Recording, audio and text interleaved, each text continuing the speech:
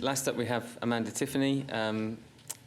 Amanda's an epidemiologist. She was back and forth from West Africa so many times in the last year. I gave up worrying for her and started worrying about her mother. But anyway, Amanda, over to you. Thanks. So I'm really happy to be here today to present the follow-up of survivors of Ebola virus disease in Freetown, because as someone who's walked around for the last year with a notebook full of names of sick people and people who subsequently died, I'm really happy that we're finally taking the opportunity to really look at the survivors and kind of what they're experiencing after discharge. So hoping that previous presenters would have already covered background on EVD and that you would all be familiar with it, I've included this slide simply to remind us that to date there have been over 25,000 cases and 10,500 deaths from this EVD epidemic that began in Little Gekidu in Guinea. And this has affected 6 African countries, 2 of which currently have ongoing transmission.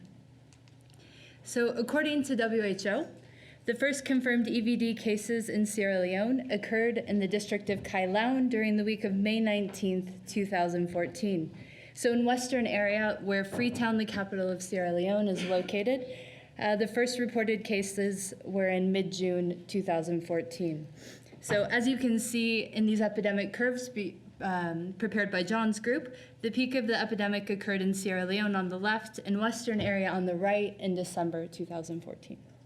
So overall, there have been over 12,000 confirmed cases in Sierra Leone and 3,800 deaths. Approximately 30% of these have happened in Western area.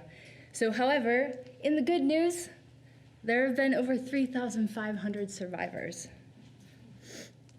So in response to this peak in cases in Freetown, MSF Switzerland opened the Prince of Wales Ebola Management Center, or EMC as I will refer to it, which was a 100-bed unit in Freetown on December 10th, 2014.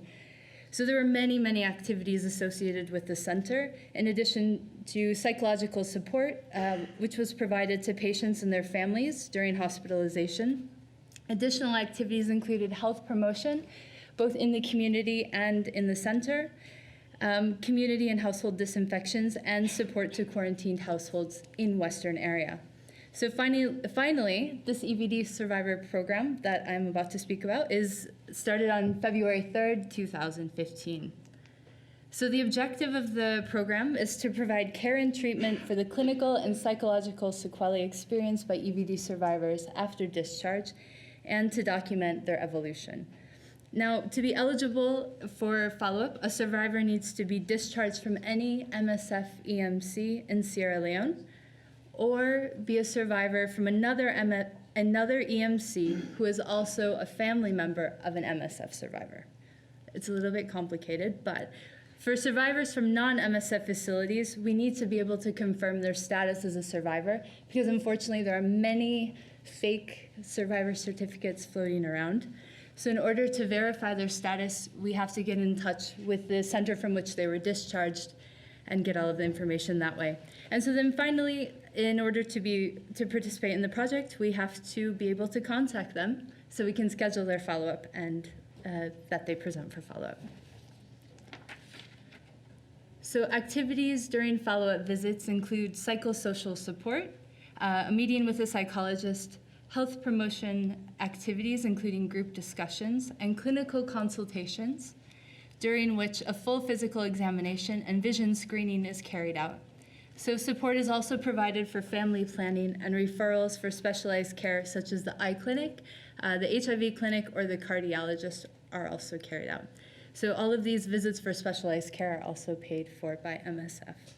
Now, once enrolled in this program, weekly follow-up visits are scheduled for all of the survivors. So for survivors who were discharged from the EMC, after the follow-up program began, we tried to have their first follow-up visit be either the day they were discharged or immediately the day after. And so for survivors who were discharged prior to beginning this follow-up program, their first visit was scheduled as soon as we could contact them and arrange for them to be followed up. Okay, so for some preliminary results, so this project is still ongoing. So we've had almost 1,000 visits from survivors. But consequently, the data we'll present are preliminary, and for today will concern only the first follow-up visit for survivors discharged from the MSF Switzerland Prince of Wales EMC in Freetown. So all clinical results will be stratified by CT value, as explained by previous presenters. And in this, I've used less than 20 and 20 and above, like in Isa's presentation. Yep, there we go. So I've included all survivors, even those for whom CT values were not available. So the column titled total is all survivors, even those missing CT values. And in the CT value columns, it's only those survivors for whom CT values were available. So things will not necessarily add up across rows. So here we go. So 43.9% of those survivors are female with a median age of 22.5 years. At their first visit, their median body mass index was 20, which is approximately normal for adults. Median CT at admission to the EMC was 21.2, and 24.5 days was the median time between a survivor's discharge and their first follow-up visit. So at the first follow-up visit, the median number of physical complaints expressed by survivors was 3. And overall, 23.2% of all survivors released had their first follow-up visit within 6 days after discharge from the EMC. And so none of these indicators, aside for CT at admission, were significantly different between the two groups at the first visit. Now, the 6 most commonly cited complaints at first visit were headache, joint pain, vision and ocular problems, excessive fatigue, loss of appetite, and muscle pain. A large proportion of the headaches were reported by survivors who also reported eye problems. And additional complaints expressed by survivors do include hair loss, which experienced by almost 10%, and insomnia, as cited by 8.5%. And so, as I've just mentioned, we are seeing a high prevalence of ocular problems in these EVD survivors. So a total of 54.8% of these survivors have been referred to and attended an eye clinic with whom we formed a partnership in Freetown. The primary diagnosis received during these visits was uveitis, while other diagnoses include allergy, cataract, and inflamed perigium. So after attending the eye clinic, the patient diagnoses are then transmitted to our clinical team. So the eye clinic is not at the survivor follow-up. The survivor has to go to the eye clinic and then come back for our follow-up. So of the 45 survivors that were referred to and attended the eye clinic, 57.8% were diagnosed with uveitis. Okay. So for those who are not familiar, uveitis is the inflammation of the uvea, which consists of the middle pigmented vascular structures of the eye and includes the iris, the ciliary body, and the choroid. So the most commonly diagnosed categories of uveitis were anterior, which is here, and panuveitis, involving the whole eye. And so other 46.7% of all of the survivors who went to the eye clinic were diagnosed with having something else. I think it's also important to note that with uveitis, the prognosis is generally good with individuals who are diagnosed with it, but those that receive prompt diagnosis and treatment, because if it's left untreated, serious complications can arise, including cataracts, glaucoma, macular edema, and permanent vision loss. So as I already mentioned, all survivors are scheduled for a visit with the mental health team during their follow-up. So the data on this slide is a very small amount of the information we have collected, which in this case is stratified between time since discharge and first follow-up visit. So at their first follow-up visit, 35.5% of all survivors were living in a quarantined household. And when assessing stigma, 20% reported being embarrassed or ashamed of having had EVD, and 25.4% reported that they felt that others have avoided them because of their EVD infection. And so as far as mental disorders, 2.6% reported hallucinations or being irritable or moody. And when using the 20-item self-report questionnaire, also known as SRQ-20, to assess emotional distress, the median score was 5, and is slightly higher in those survivors with less time between discharge from the center and their first follow-up visit.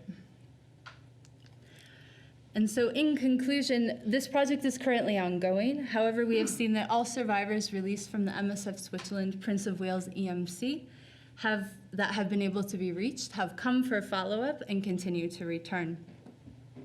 In this survivor cohort, we have seen a high prevalence of uveitis, particularly anterior and panuveitis, a condition which with early identification and treatment can prevent long-term consequences. So regarding mental health, recently discharged patients appear to have a higher level of emotional distress than those who were released more than 3 weeks prior to their first visit. And I didn't mention this earlier on, but I think it's important to end on a really good note, that over 50% of survivors that have come from the MSF Switzerland EMC have begun to be discharged from the follow-up program, which means that with correct and timely management of the clinical and most of the clinical and psychological problems are improving. And so finally, I'd just like to acknowledge all of the survivors, in addition to everyone in Sierra Leone, Geneva, Paris, that have helped with the project. Thank you.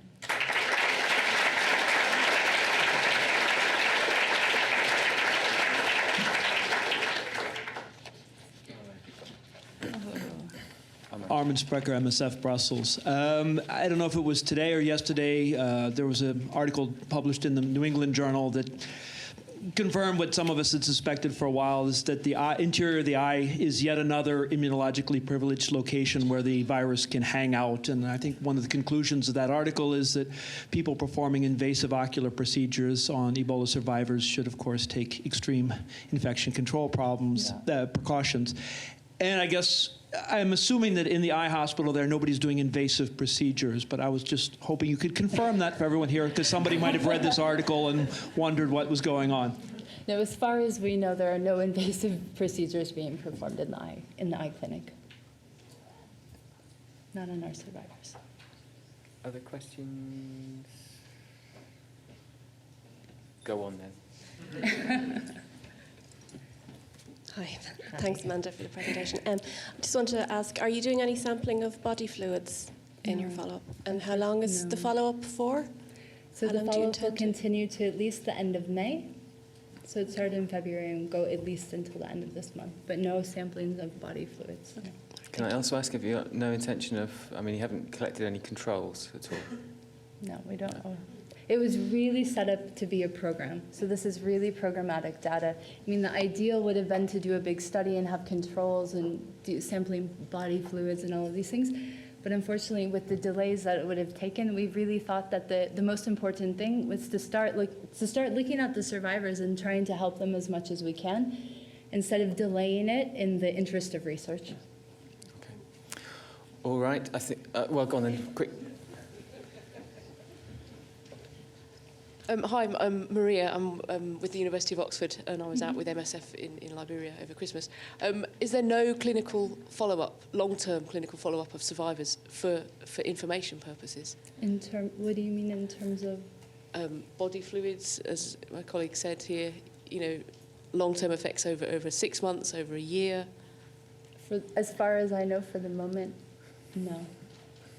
I don't know. I know various people have been talking about it, but I don't know if anybody's actually done it. No. Yeah. It's enrolled large cohort studies and controls. No. Yeah. Okay. Thank you, Amanda.